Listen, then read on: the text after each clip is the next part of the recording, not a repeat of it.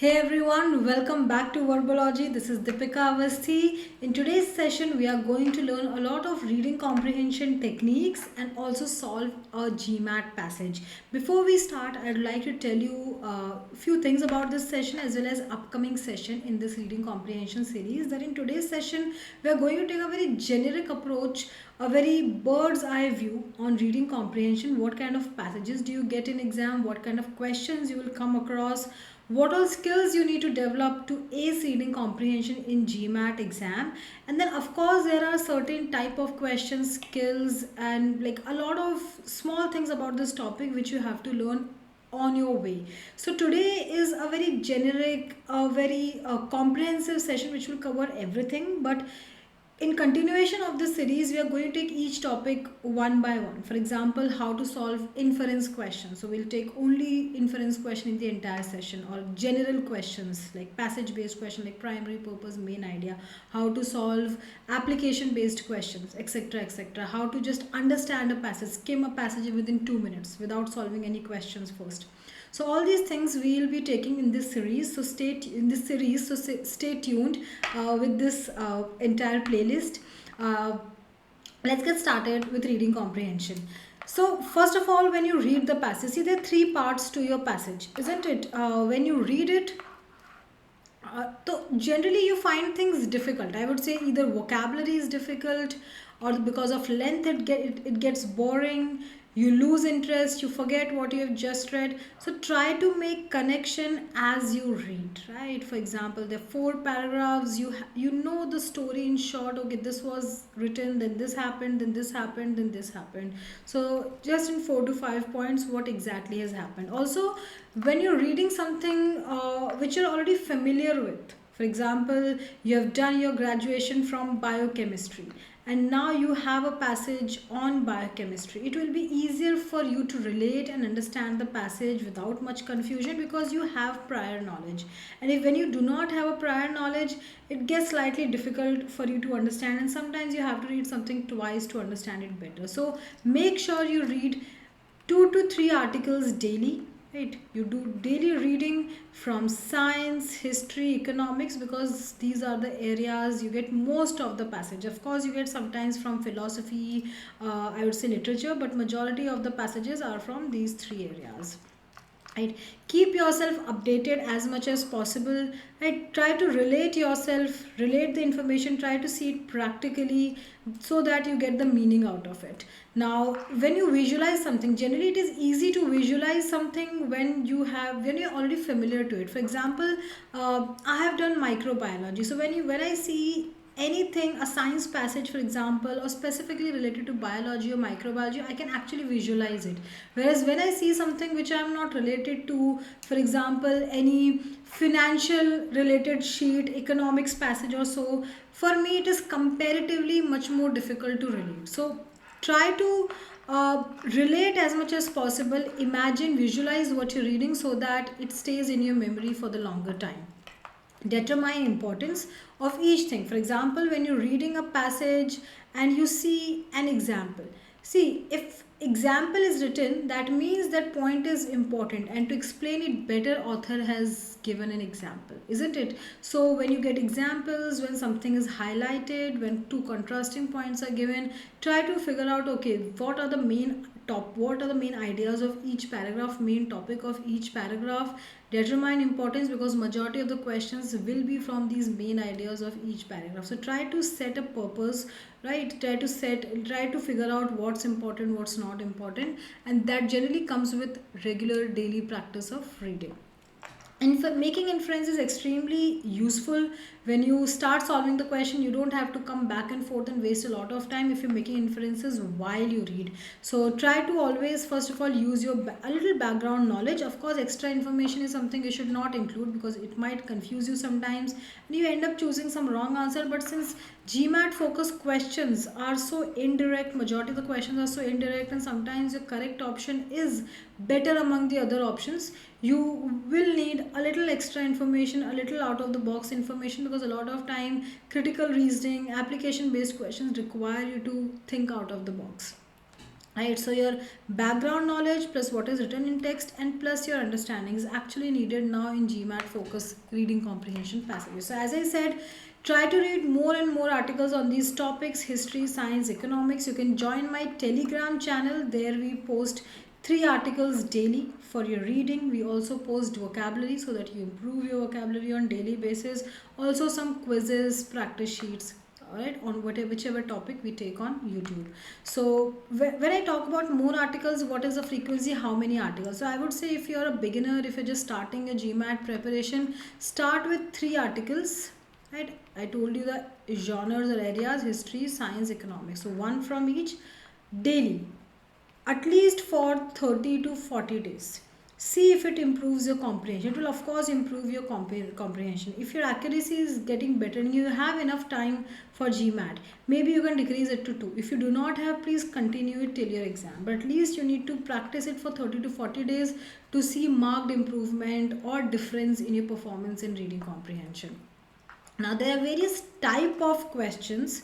Apart from the passage, identifying type of questions is quite important. And generally GMAT questions are divided 3 parts. That is, first is passage based questions for which you have to understand the entire passage and then only you'll be able to answer. You don't get to read one line, one paragraph, and just from that you can't answer the question.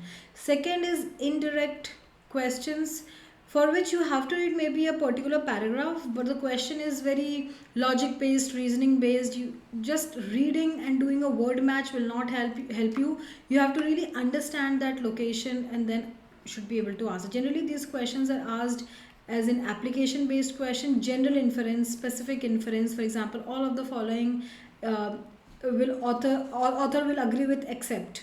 That means everything is mentioned in the passage except what is not mentioned. So again you have to go through the passage. These are generally tricky like that. And direct questions are often easier, comparatively easier I would say. Not like, again, since this will be in GMAT, so nothing can be so easy, but direct questions are still doable, are still better compared to indirect or passage based questions. So when you get a direct question, for example, when question itself is telling you that you have to read first paragraph, or you some keywords are given, so you know, okay, where to go, where to read, what to read. So when question is helping you directly what to read, where to read, that is a direct question. And generally they are scoring questions, you can get correct answers. So do not, like, be casual about these questions. You will definitely get perfect score, get correct answer if you just pay attention and read carefully. So starting with primary purpose. Primary purpose is quite a common question in GMAT focus exam. If you observe, like, anybody who is taking the exam, who has taken exam in the last few days, with almost in every passage they have gotten this one question, right? So it's a common question. Now how do we tackle this question? So first of all, before you solve any sort of question, be it primary purpose, be it indirect, direct, anything, there are certain steps you must follow. That is, when you're reading the passage, spend at least 2 minutes to read the passage, to understand what's the main topic, what's going on, what are the subtopic, and gist or summary of every paragraph. Like, in short, a certain story in the right flow, in the right sequence, you need to remember. So these 2 things must be there. Third is, you must know what's the main topic of the passage. And what's the main topic of the passage? Main topic is anything which is common theme of every paragraph. What is it that every paragraph is talking about, presenting to you? That will become your main topic. Apart from that, you need to figure out whether this passage is an informative passage or opinion based passage. Informative passages are generally science passages, whereas history passages are mostly opinion based. Again, not necessarily all the passages, but most of the time. So informative, as in information is given, author is not presenting his personal opinion, but where the author is presenting his personal opinion, then it becomes opinion based passage. Also, just a hint or just a suggestion: most of the time, if it is an opinion based passage and author has given his personal opinion, it is most often than not in the last paragraph of the passage. So if you want to figure out whether there is opinion or not, you just have to focus in the last paragraph in most of the cases. Now, if the passage is informative, then generally your answers, primary purpose, like the options will be neutral in nature. The tone will be neutral. Whereas if it is opinion based, Then you have to figure out what kind of opinion author is representing, negative, positive, or both negative, positive. If it is neutral, that means it is informative. Like science passages have neutral but mixed opinion. So this is not neutral, this is mixed. So it is mixed, negative, or positive.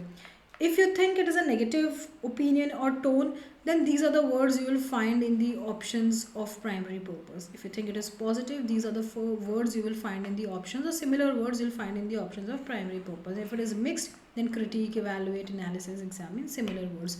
Also, please make sure that you read first line of the first paragraph and last paragraph, right, just to again remember and revise what was the main topic, what the purpose was. It purpose generally in the last paragraph, just to figure out an overall idea of the passage. Avoid comparative languages, than, as, such kind of languages, or extreme languages, right? Generally these kind of options are wrong, not just in primary purpose, in any of the questions in reading comprehension. um, what is extreme? Extreme languages, words like only, always, never, superlative degrees like best, farthest, uh, fastest, right, largest, etc., etc. So try to avoid such kind of words as much as possible. So apart from primary purpose, you get direct question. Generally they are started with according to, or a line reference will be given, or some right, reference will be given, or some keywords will be given to help you figure out the location. So read the question, read the location where those keywords are mentioned, and go for a meaning match, because word match is something you may not find in any of the exams, right, which are like of this level, be it GMAT or EA, right? Apart from GMAT, even if you're practicing reading comprehension for EA exams, say for even GRE, CAT exam, all these MBA exams, you're not going to find word match anymore. For you'll always find only meaning match. Eliminate anything above and below the location. What does that mean? That means, for example, if the question says the question is, so according to second paragraph, the question says according to second paragraph. So say there are three paragraphs, right, and question says according to second paragraph, which of the following author will not agree with? And option A states something which is exactly written in first paragraph, first line. Option B mentions something which is written in the last line. Option C mentions in the second paragraph what they are saying. And option D is something, for example, out of scope or not even mentioned. So you'll easily eliminate that. But then you might get confused, okay, why do I not choose option A? Because it is mentioned, right? Or why not say, for example, C or B? But you will choose option C only because the location given is quite specific. The keywords are from a particular location or paragraph, so you can't get confused. You have to choose something, or the answer for which the question is, right? You have to choose the answer for the given question. You're not asked to choose anything given in the passage, right? So when we choose a correct option, it doesn't mean other options are not mentioned. They might be mentioned, but that is not what the question is or question is asking for. So always focus more on the questions, less on the options. A lot of people focus more on the options ki, okay, which one is given, which one is mentioned, let me just select that. If you're not reading the question carefully in GMAT exam, you will end up making a lot of silly mistakes. If you read the question carefully, even if the question is hard, you've invested some 2 minutes on the passage, mostly you will end up getting right answer. Now, there are certain important locations which you have to keep in mind while you're reading the passage. Always try to read first and last lines of every paragraph. Keep some flow and connection in mind. Read some highlighted locations, like if something is in double inverted comma between two hyphens, something is in bold or italics, if an example is written, some negative location, like a contrasting point is written, like something is mentioned and then its exception, its opposite point is also mentioned. Try to read all these areas really well, because a lot of questions can be framed from such locations. Now let us solve a passage, students. You can, for now at this point, you can pause for 2 minutes, read the passage, read the question, and then listen to the summary of this passage as well as answer of this question, and start solving it with me. So yeah, please pause it, and now I'll start explaining the passage. Always read first line really carefully because it will introduce you or give you a small introduction to the entire passage. It can be argued that much consumer dissatisfaction with marketing strategies, so consumer dissatisfaction with marketing strategies arises from an inability to aim advertising at only the likely buyers of a given product, isn't it? So you must have often found yourself getting annoyed, irritated because of towards a certain advertising because it's not useful to you, or you're seeing it a lot of times and it's not even for a customer or a person like you, isn't it? For example, if they're selling a product for kids and when I'm watching TV I'm seeing it after every 5 minutes, I'll get annoyed. So a lot of time people are dissatisfied with a particular marketing strategy because it's not targeting the likely buyer, it's just showing any product to anyone. Now there are three type of consumers, right? So second paragraph is about type of consumers, right, who are affected by the marketing process. First, market segment. So first type of consumers are market segment, people who need the commodity in question, like people who need it. So let's assume an example of like this paragraph actually assumes an example of trousers. So people who need, so market segment, something everyone needs trousers, isn't it? Everyone buys trousers once in like quite regularly actually. Second is the program target, like if a trousers are there in the market, it's actually specifically made for those people, right, not everyone else. So people in the market segment with the best fit characteristic for specific products. So lots of people may need, so need as in the first people who need market segment, but only a few qualify as a likely buyer of very expensive design. So let's say if they're designer trousers, maybe few people. So trousers is something everyone buys, but when we talk about expensive design, only celebrities will buy.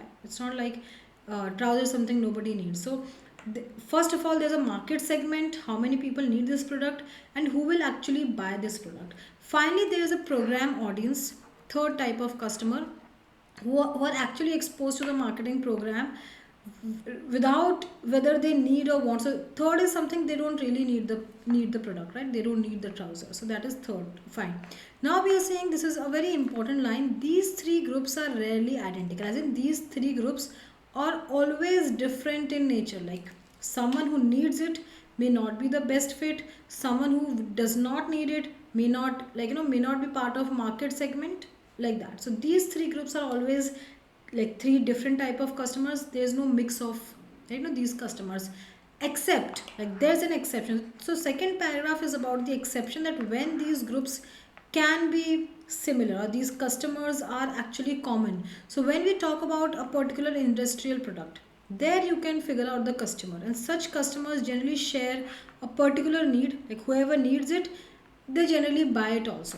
So for example, if we talk about high speed filler of bottles, right, at breweries, and bottles are filling up very fast, and this for this machinery, generally restaurants will take such type of machinery, and any restaurant which needs it will mostly buy it. And for such kind of machinery, for anyone to sell this kind of high speed fillers, direct selling is likely to be economically justified, right, and highly. So I can just directly, let's say there are 100 restaurants in my area, I'll talk to them, or breweries in my area, I'll talk to them, and maybe some of them will buy it, but I don't have to really show a television ad for that. So highly specialized trade media exists to expose members of the program target, and only members of the program target to the market. So only a targeted people will know about this advertisement and product.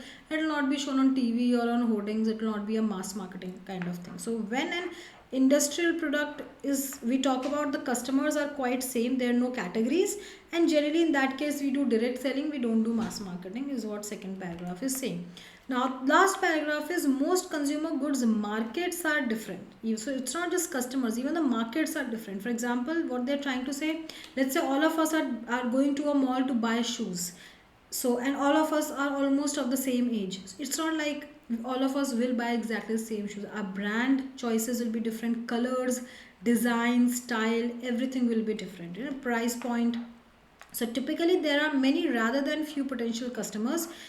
Every customer represents small percentage of potential sales. Rarely do members of a particular market segment group themselves neatly fall into a meaningful program target. So there is a substantial difference among consumers with similar age group Demographic characteristics, age group. So see, same age, like people in the same age also do not buy similar kind of products. Like if they want to buy socks, everybody will buy a different style of color of socks, right? Some people will buy simple, plain. Some people buy funky, cartoonish, like that. So even with all the past decades advances in information technology, direct selling of consumer goods is rare and mass market. So direct selling is quite rare unless it's an industrial product we were talking about in the second paragraph.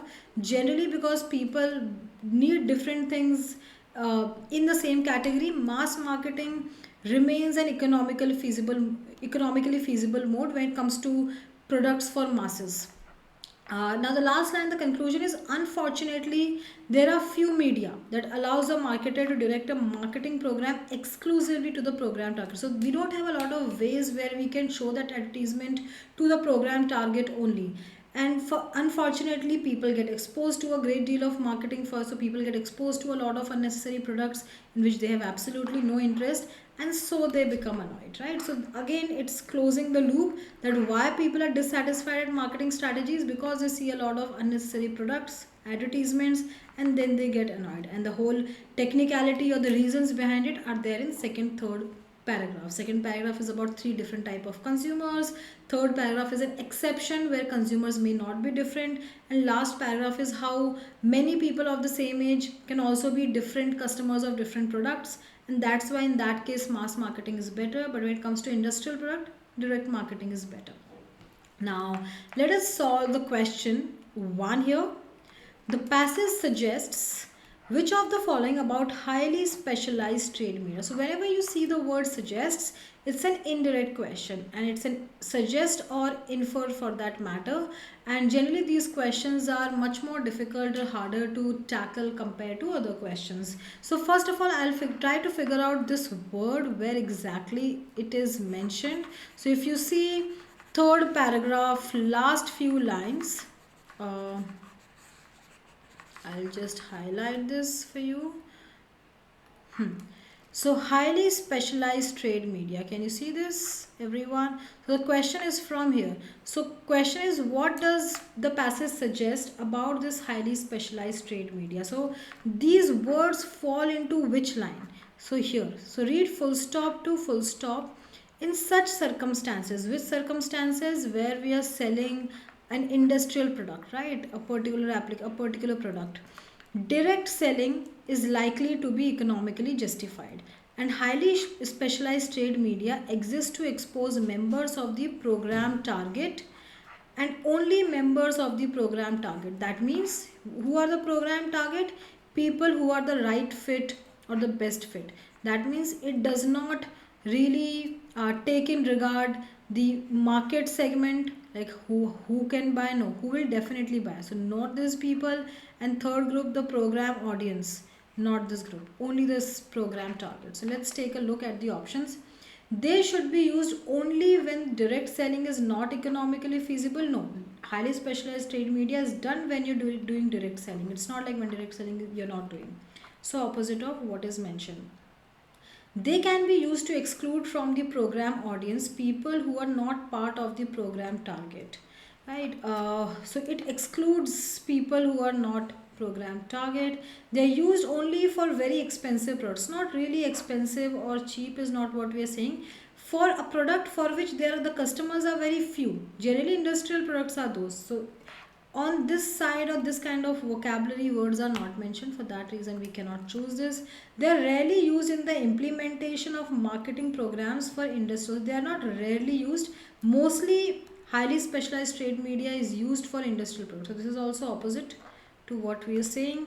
They are used only when direct selling has not reached the appropriate market segment. No, they are used along with parallel with direct selling. So option B is correct, that it excludes program audience and everyone else and only focuses on the program target. You have these words also. So option B is correct. Question number 2. The passage suggests which of the following about direct selling. So what do we understand by direct selling? So here direct selling is mentioned. Let us read these lines. Even with all the past decades advances in information technology, direct selling of consumer goods, see industrial goods For industrial products, direct selling is something you can do. That is written. But for consumer goods, it's rare, right? If I have to sell you a soap, I can't come to your home and one by one do a direct selling. For that, mass marketing will be the only economically feasible mode.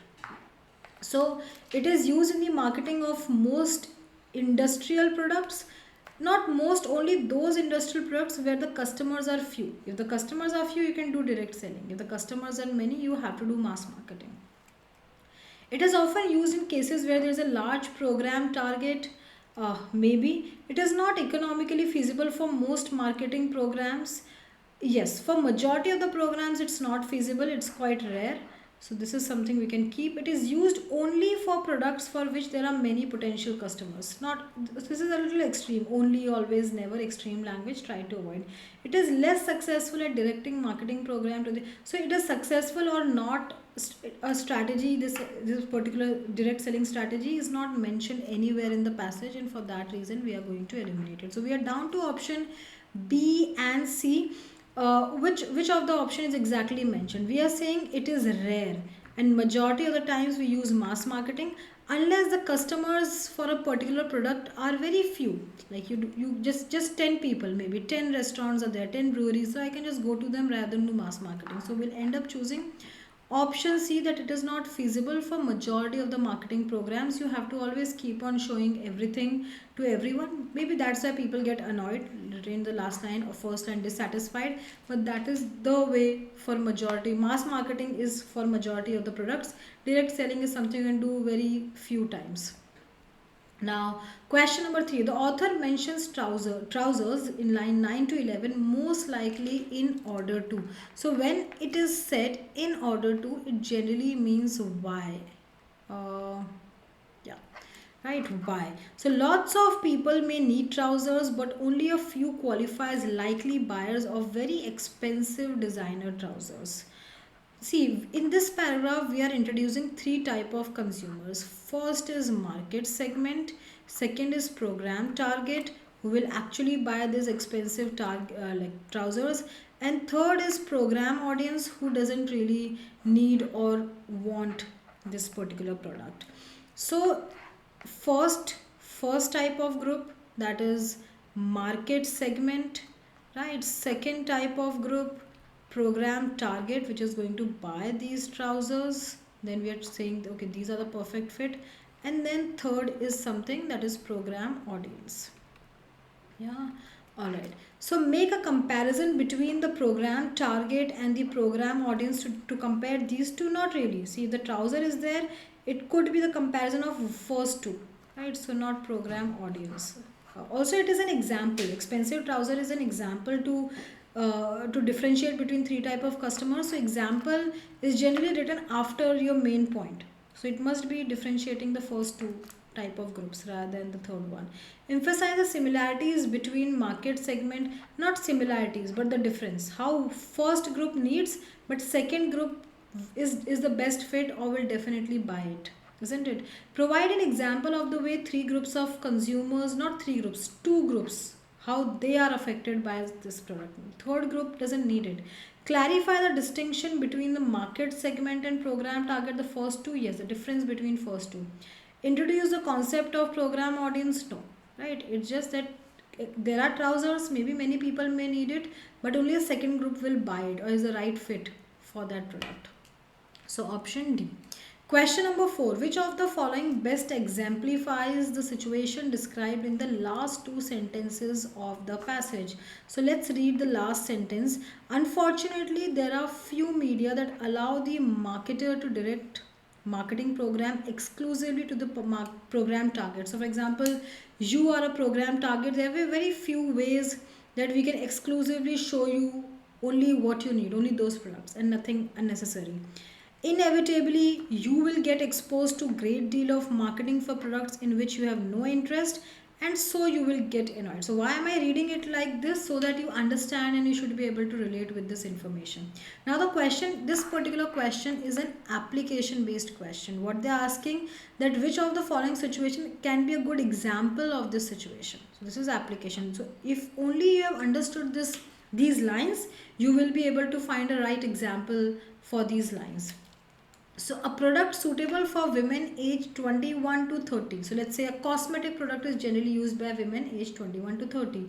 Is marketed at meetings attended only by, so only those, if women are shown those, but they'll be happy to see that, isn't it? Because they're interested.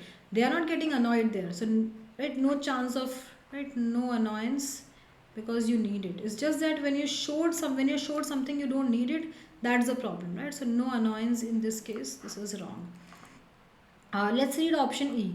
A product suitable for men age 60. So for old people, a product for old people and over is advertised in a magazine read by adults as in young people. So if you're someone who is an adult 25 to 35 in this age group and you're constantly shown a product which is not for your age group, it is for old people, you might become annoyed, isn't it? So E actually will be the right example of the last few lines or of this situation. Other example, other options, actually the marketing has not started yet, so why people will get annoyed? So it's not at all like, they are not even relevant or related to the last line, let alone they can be an example. The passage suggests that which of the following is true about marketing of industrial products like those discussed in the third paragraph. So which marketing products, industrial products are we talking about? Industrial product for which the customers may be few, easily identifiable. At the same time, for example, products like high speed fillers of bottles, right? And in this case we'll be using direct selling and directly talking to the people who need it. So let's read. The market segment and the program target are identical. Yes, the first two groups, the people who need it and the people who is the best fit, are actually same. That is the exception actually, isn't it? We are saying these three groups are rarely identical except where such customers all sharing a particular need are likely to form a meaningful target. Means anyone who needs it is the target, will most probably buy the product. So definitely mass marketing is the only feasible. No, for industrial products, especially given in the second paragraph, mass marketing you cannot do. Like if only 10 breweries need it in your area, you want to sell them, why would you do mass marketing? Why would you show it on television? It is not economically feasible, isn't it? The marketing program cannot be directed specifically to the program target. It can be only to the program target. Actually, in that case, they focus only and only on the program target and no one else. More customers would be needed to justify the direct selling. You don't need more customers. You need less customers to justify direct selling. When more customers are there, you do mass marketing. Right? Simple. The program audience would necessarily be made up of potential customers. Program audience are generally the people, see second paragraph, this line, who don't really need the product. So we are not, so these industrial products don't focus on the people who don't need the product. They focus on people who need the product, who are program target. Yeah, so option A is the correct answer. Question number 6. The passage supports which of the following statements about demographic characteristics and marketing? So when we read the word demographic characteristics and marketing, it is somewhere here. Demographic characteristics, right, and marketing. Right, marketing and everything. So what we are saying, there are substantial differences among consumers with similar demographic as an age, people of same age. For example, you and your friends, your colleagues, your peers and your college friends will have different choices when you, for example, are going to buy a shoe or a socks. Even with all the past decades advancement in information, so there's a lot of information technology and everything, even sorry, we have to read like further this, still like mass marketing is something which is feasible because people have different choices, is what we are trying to say. So people rarely do members of a particular market segment neatly fall into a program target because people have different things. Now in this case we are not at all talking about a psychological factor. Psychological factor is nothing like that we have read in this, so this option goes away. There is an option for, okay, collecting demographic data is the first step. This is, no such suggestion is again mentioned. Demographic research, that we need to do research, is no use or it is of use. All this is out of scope, absolutely not mentioned in the passage in any way.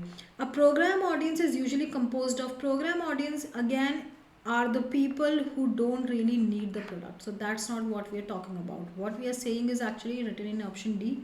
Consumer with similar demographic characteristics, consumers of similar age do not necessarily form a meaningful program target. Actually, this question is quite direct according to me, because something like that is exactly, they do not form neatly. So third paragraph, fourth line is, this is something exactly very, it's a word match rather than meaning match. So quite an easy question. Question number 7, it can be inferred from the passage that which of the following is true for most consumer goods market. So what about consumer goods market? They are significantly different. Okay, they are not same, they are different. That's all I know. So which option can I indirectly, see, it's an infer question. So what else can I understand or choose just based on this one line or this information? If you refocus, I'm just reading one line for majority of the questions, right? Especially full stop to full stop, wherever those words are falling into. So try to read just a limited number of lines, one or two lines, and see which option is closer to what you have read. If it is inferred, suggest, indirect question, the options will be slightly different than what you have read, but whichever is more relevant, closest to what you have read, that you have to choose. And if it is direct question, then it's of course easier. The program audience is smaller to the market segment, okay, or the program target is larger than the market segment. See, A and D compare. So how do I know? All I'm saying is markets are different, right? Markets are different, as in, if I am in the shoe market, still I can't say ki, okay, if I'm getting an 18 to 20-year-old people, they'll like this shoe only. Not necessarily.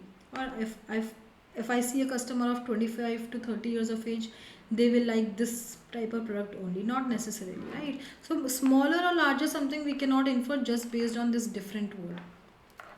The program audience and market segment are usually identical. That means program audience means people who do not want the product, and market segment means people who need this. So generally they are same. People who don't want it and people who want it are same. Not at all, isn't it? The market segment and the program target are usually identical, and option E says are not identical. See, from different I can figure out not identical rather than identical, isn't it? So option E is something you can infer or understand based on last paragraph, first 3 to 4 lines, if you try to understand.